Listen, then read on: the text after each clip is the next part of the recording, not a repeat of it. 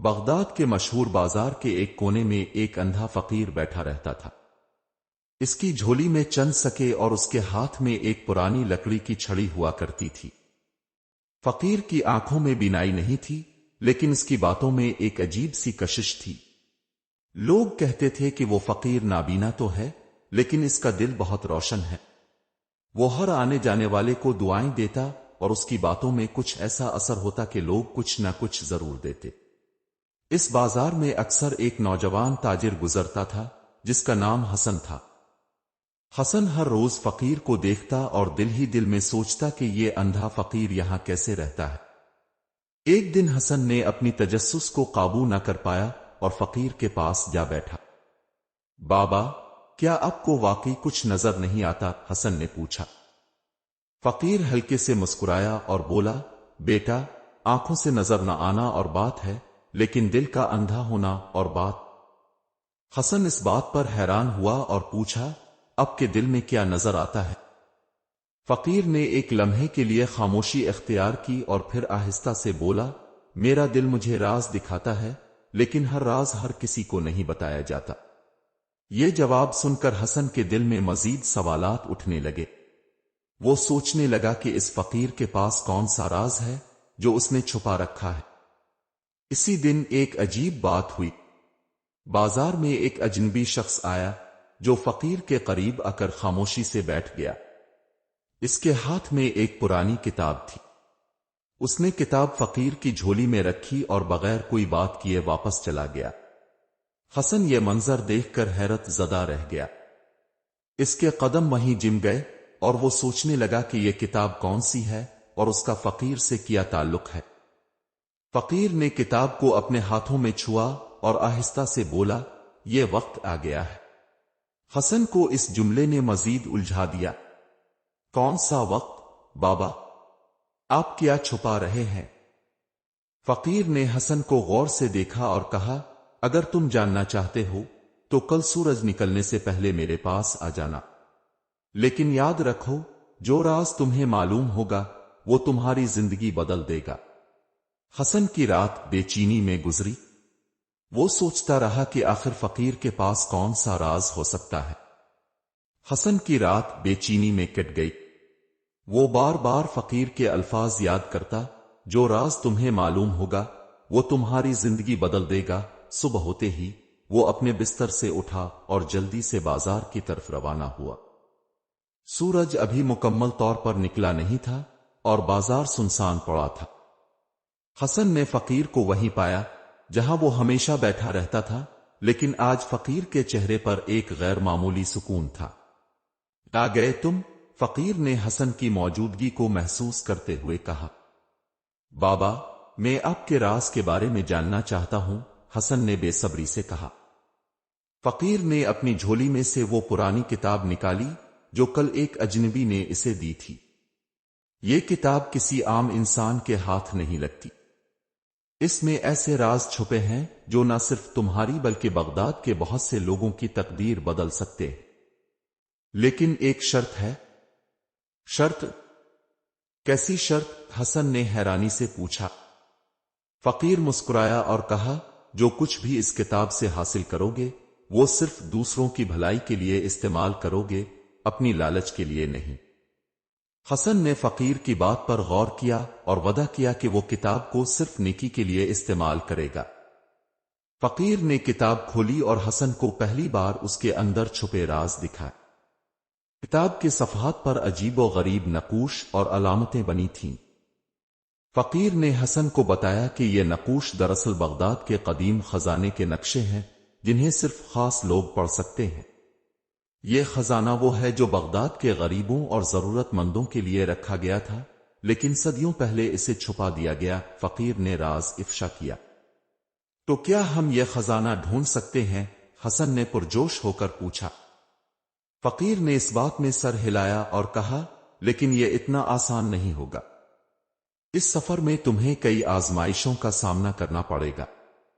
تمہیں اپنی نیت اور ارادے کا ثبوت دینا ہوگا۔ حسن نے دل ہی دل میں فیصلہ کر لیا کہ وہ یہ خطرہ مول لے گا، چاہے جو بھی ہو۔ فقیر نے اسے پہلا اشارہ دیا۔ بغداد کے شمال میں ایک قدیم کنواں ہے جو اب خشک ہو چکا ہے، وہیں سے یہ سفر شروع ہوگا، لیکن یاد رکھو ہر قدم پر تمہارا امتحان لیا جائے گا۔ حسن نے فقیر کا شکریہ ادا کیا اور کنویں کی طرف روانہ ہو گیا۔ راستے میں وہ سوچتا رہا کہ فقیر کی باتوں میں کتنی سچائی ہے اور کیا واقعی خزانہ موجود ہے۔ جب وہ کنویں پر پہنچا تو اسے وہاں ایک عجیب منظر دیکھنے کو ملا۔ کنویں کے گرد کئی پرانے ستون تھے جن پر خفیہ نقوش کندہ تھے۔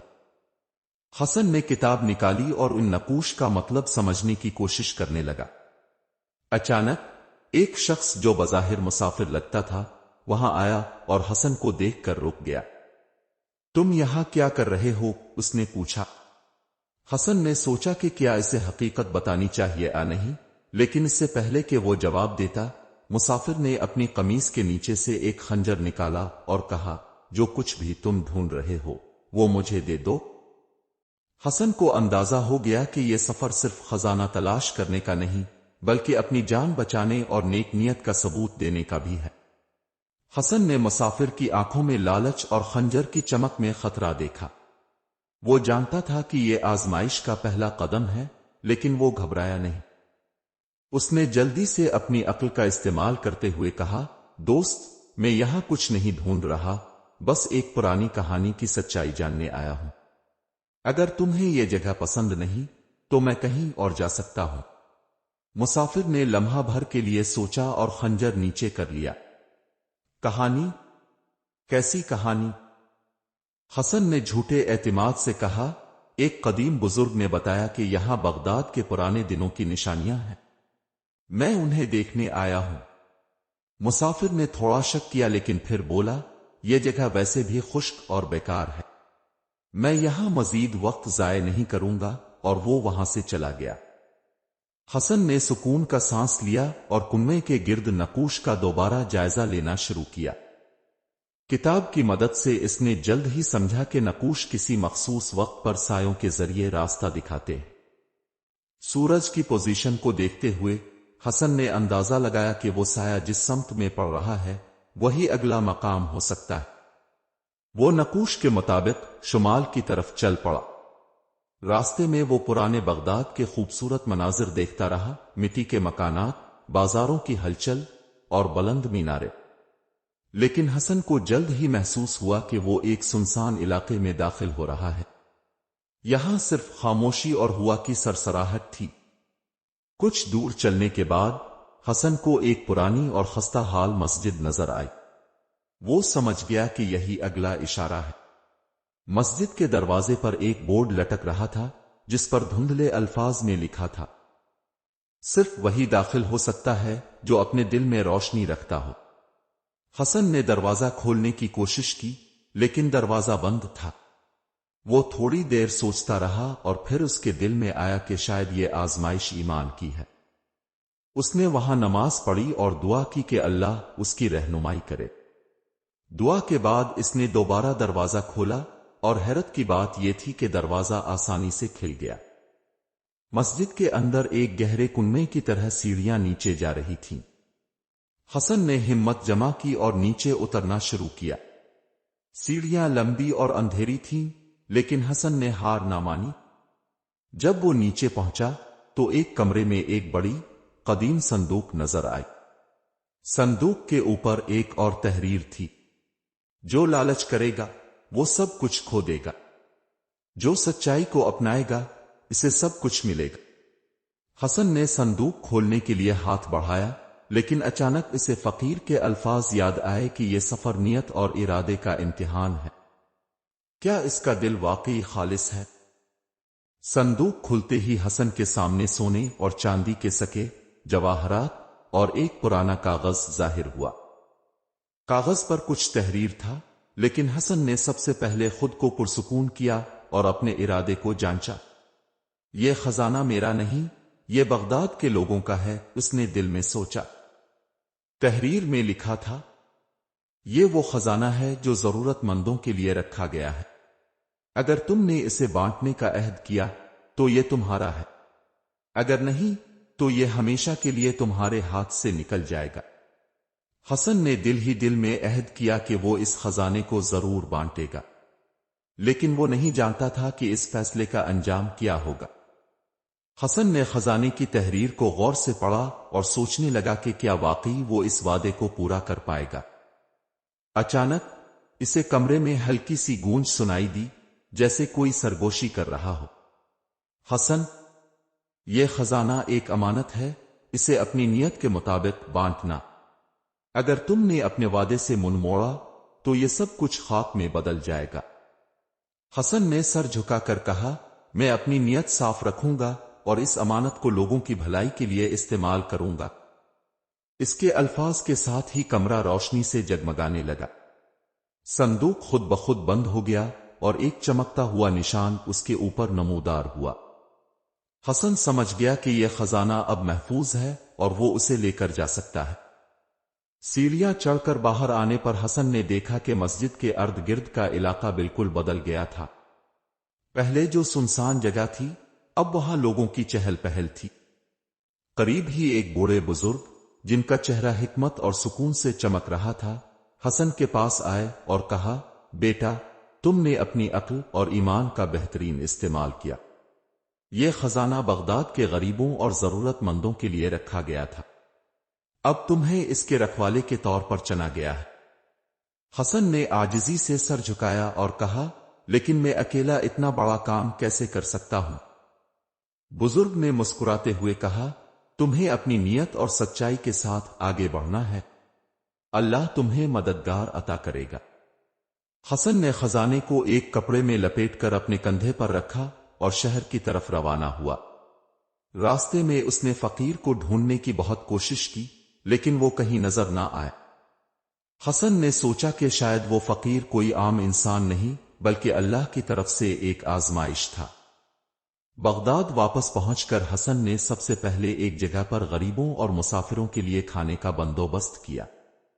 اس کے بعد اس نے مزدوروں اور یتیم بچوں کے لیے کام شروع کیا۔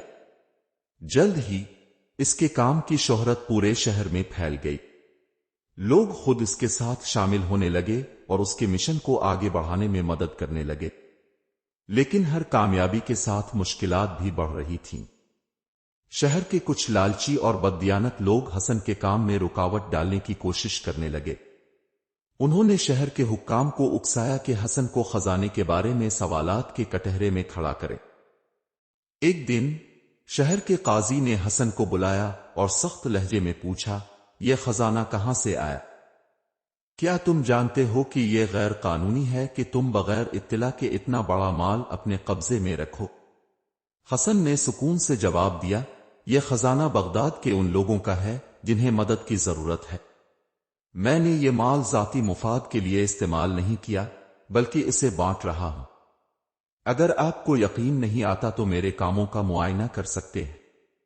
قاضی نے حسن کے کاموں کی جانچ کروائی اور رپورٹ ملنے پر حیران رہ گیا۔ حسن نے جو وعدہ کیا تھا اسے پورا کر دکھایا۔ قاضی نے نہ صرف حسن کو بے گناہ قرار دیا بلکہ اس کی خدمات کے لیے اسے شہر کے امین کا خطاب بھی دیا۔ لیکن حسن کے دل میں ایک سوال ہمیشہ موجود رہا، وہ فقیر کون تھا؟ ایک رات خواب میں حسن نے فقیر کو دیکھا جو مسکرا کر کہہ رہا تھا، اے حسن، تم نے یہ ثابت کر دیا کہ سچائی اور ایمان ہر آزمائش میں کامیاب رہتے۔ یہی خزانہ تمہاری اصل آزمائش تھی اور تم نے اسے سرخرو کر دیا۔ اگلی صبح حسن نے اپنے کام کو مزید بڑھانے کا ارادہ کیا اور اپنی باقی زندگی غریبوں کی خدمت کے لیے وقف کر دی۔ بغداد کے لوگ اسے ایک دیانتدار، نیک اور عظیم شخصیت کے طور پر یاد رکھنے لگے۔ نیت صاف اور ارادے مضبوط ہوں تو دنیا کی کوئی بھی آزمائش انسان کو شکست نہیں دے سکتی۔ اللہ ہمیشہ ان کی مدد کرتا ہے جو سچائی اور ایمان کا راستہ اپناتے ہیں۔ اگر آپ کو یہ کہانی پسند آئی تو براہ کرم لائک کریں، شیئر کریں اور ہمارے چینل کو سبسکرائب کریں۔